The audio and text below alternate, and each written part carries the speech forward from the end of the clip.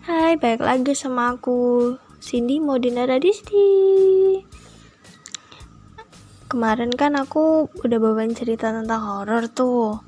Sekarang aku mau bawain cerita yang menarik menurut aku. Semoga kalian senang. Aku juga baru mau baca sih ini sama kalian juga. Kalian dengerin aku yang baca, oke? Sebelum kita mulai, tolong subscribe dulu ya. Makasih yang udah subscribe dan dukung aku. Semoga rezekinya dilimpahkan. Amin. Oke, sekarang aku mau mulai aja ya. Cerpennya judulnya Kenapa Harus Aku. Aku mulai. Kehidupan itu memang suatu misteri. Banyak kejadian yang tak terduga yang terkadang menimpa kita. Itulah yang aku rasakan. Kejadian demi kejadian datang membawa kesedihan. Aku putra sulung di keluargaku. Sebagai seorang anak, aku ingin selalu bersama kedua orang tuaku. Mereka yang menjaga dan mendidikku sehingga aku menjadi anak yang berbudi baik. Bahkan dari tahun ke tahun, aku selalu menjadi juara kelas, menjadi kebanggaan guru, dan dipuji kesantunanku oleh orang-orang di sekelilingku. Itu semua berkat kedua orang tuaku. Tapi, keadaan berubah ketika aku duduk di kelas 2 SMP. Prahara rumah tangga yang membuat kedua orang tuaku harus bercerai. Aku tidak lagi bisa merasakan hangatnya keluarga. Rumah yang dulu bagiku adalah sebuah surga, kini berubah menjadi tempat gelap yang membosankan. Tak ada lagi kedamaian yang aku rasa. Tak ada lagi ayah yang dulu selalu mengajariku banyak hal tentang hidup, mengajariku menjadi lelaki yang tangguh. Tak ada lagi ibuku yang selalu mengingatkanku untuk membuat PR, menyiapkan buku sekolah. Tak bisa lagi aku lihat ibuku memasak makanan untukku. Aku kehilangan semua itu yang harusnya aku miliki. Dan aku pun harus melanjutkan hidup tanpa orang tuaku. Aku tidak memilih untuk ikut ayah atau ibuku. Karena saat itu aku kecewa pada keputusan yang mereka ambil. Entah berapa kali aku menangisi nasibku. Aku selalu bertanya, mengapa harus terjadi padaku? Banyak yang berubah dariku saat itu. Pergaulanku makin bebas, karena yang aku pikirkan saat itu hanya bagaimana aku bisa melupakan masalah keluargaku. Beberapa guru dari sekolahku juga sempat mencariku karena aku menghilang 1 bulan dari sekolah. Mereka memberiku semangat dan dukungan sampai aku lulus. Aku mendapat tawaran beasiswa untuk melanjutkan sekolahku, tapi aku menolaknya. Entah apa uang aku pikirkan saat itu. Hidup luntang-lantung kesana kemari.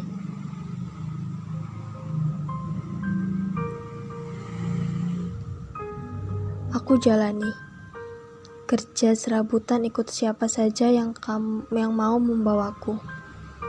Rasa rindu pada keluarga seringkali membuatku lemah. Tapi aku belum ingin kembali pada mereka. Aku masih ingin memuaskan diri menikmati pilihanku. Sesekali aku mengunjungi ibuku, tapi lebih sering ke ayahku. Tahun ke tahun makin bertambah usiaku. Aku mulai berpikir masa depan. Aku perbarui hidupku. Aku kembali pada ibuku. Aku ingin membantu ibuku. Aku sudah banyak kehilangan hal-hal yang berarti dalam hidupku. Aku berharap hidupku akan lebih baik. Dan akhirnya, aku mulai kembali menjadi diriku yang dulu. Meski tidak lengkap, tapi aku kembali punya keluarga. Aku senang dan bersyukur bisa melalui masa-masa pahitku. Tapi siapa sangka, Tuhan kembali mengujiku dengan musibah yang jauh lebih besar. Karena sebuah kecelakaan, aku harus kehilangan 1 kakiku. Sedih, marah, putus asa, jadi satu. melemahkan semangat hidupku. Bagaimana bisa itu terjadi? Dan kenapa harus aku? Tuhan, belum cukupkah ujian yang harus aku lalui? Kenapa harus dengan cara ini kau mengujiku? Bagaimana hidupku nanti? Bagaimana nasibku begitu malang? Tangisanku tak henti-henti, menyesali keadaan ini. Dan yang lebih menyakitkan hatiku adalah sikap ibuku yang berubah kepadaku. Di saat aku hanya bisa terbaring menahan sakit, aku juga harus mendengar kata-kata yang pedas keluar dari mulut ibuku. Kenapa ibuku mengumpat seolah-olah aku yang menginginkan musibah ini? Masa penyembuhanku membutuhkan waktu yang lama, dan aku harus melewatinya sendiri. Aku berusaha tegar di depan semua orang, tapi saat aku sendiri, aku tak mampu menahan tangisku. Saat aku lihat pahaku yang terbalut perban setelah diamputasi. Di mana kakiku? Rasanya masih teringat jelas saat aku jalan dengan kedua kakiku. Tapi kenapa sekarang menjadi seperti ini? Begitu berat menerima kenyataan ini. Kadang aku berharap ini hanya mimpi. Hari-hariku penuh kesedihan. Kurangnya perhatian membuat aku makin terpuruk. Aku merasa mereka menganggapku sampah. Aku hanya bisa berdoa semoga aku diberi kekuatan. Aku berjuang melawan sakitku. Aku tidak mau terlalu lama membebani mereka. Setelah aku sembuh, aku bergabung dengan orang-orang bernasib seperti aku di sebuah yayasan. Disinilah aku belajar membiasakan diri dengan keadaanku. Pelan-pelan percaya diriku mulai tumbuh. Tapi terkadang, aku iri melihat mereka yang selalu dikunjungi keluarganya setiap minggu. Sedangkan aku hanya bisa memperhatikan satu persatu mereka yang datang. Aku berharap ada keluargaku, walau akhirnya aku kecewa. Kemudian aku lebih memilih menyendiri di kamar, menyembunyikan mataku yang berkaca-kaca. Hanya sesekali telepon dari ayahku yang bisa sedikit menenangkan aku. Dan teman-teman yang sudah seperti saudaraku yang membuat hariku terasa menyenangkan. Membuatku tersenyum dan dalam hatiku berkata, aku bisa melewati semua ini. Sebagai penyandang cacat, aku butuh kaki palsu untuk memudahkan aku beraktivitas. Harganya cukup mahal bagiku. Aku gak mungkin minta ke orang tuaku. Sudah terlalu banyak yang mereka keluarkan untuk aku. Dengan bantuan teman-temanku, aku dapatkan proposal dari dinas sosial dan rumah sakit. Proposal itulah yang aku gunakan untuk meminta sumbangan dari toko ke toko. Dengan rasa malu dan takut, aku datangi satu persatu toko. Rasanya mau nangis kalau ingat kejadian itu. Di bawah terik matahari, aku berjalan tertatih dengan satu tongkat penyangga. Dalam hatiku bertanya, apakah aku pengemis? Oh Tuhan, aku tidak pernah membayangkan hidupku akan begini. Hari itu, banyak toko-toko yang aku masuki. Sebagian bisa memahami, bahkan memberi support. Tapi ada juga yang ketus. Dia lemparkan uang 1.000 ke mukaku.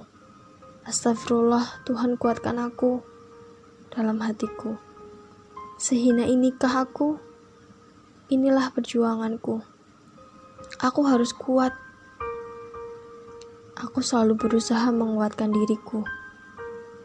Ternyata meminta adalah hal yang bisa merendahkan diri kita. Aku berdoa pada Tuhan. Tuhan, sungguh aku terpaksa melakukan ini.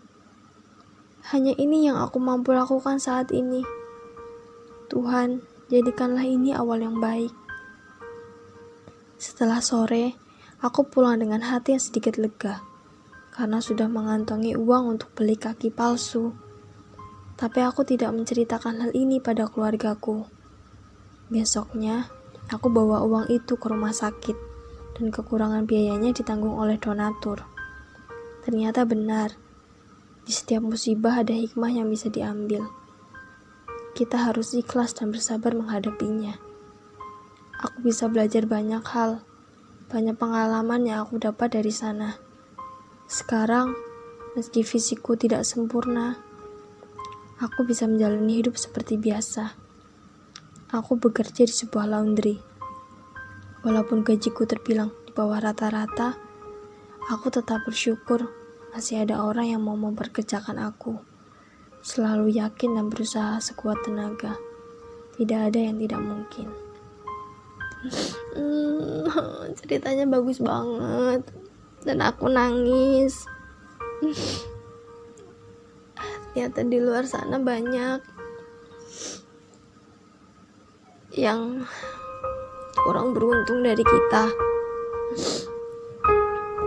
Pesannya aku ambil di sini, kita cuma bisa bersyukur, cuma bisa sabar dan tabah menghadapi segala ujian yang diberikan sama Allah. Harus terus kuat dalam menghadapi segala ujiannya. Harus terus tegar, kuatkan hati. Semoga dengan cerita kali ini kalian bisa lebih bersyukur atas segala hal yang kalian miliki, segala hal yang kalian lakukan, segala hal yang kalian punya. Kalian harus terus bersyukur, mengucapkan alhamdulillah setiap waktu. Kuatkan hati jika kalian diberi cobaan. Allah memberi cobaan, pasti Allah yakin kita bisa melaluinya dengan baik. Oke, cukup segini aja cerita aku. Aku udah dibuat nangis dan udah seneng dapat cerita kayak gini. Semoga kalian terhibur dan gak bosan-bosan sama aku ya cerita-cerita kayak gini. Bye-bye. Assalamualaikum.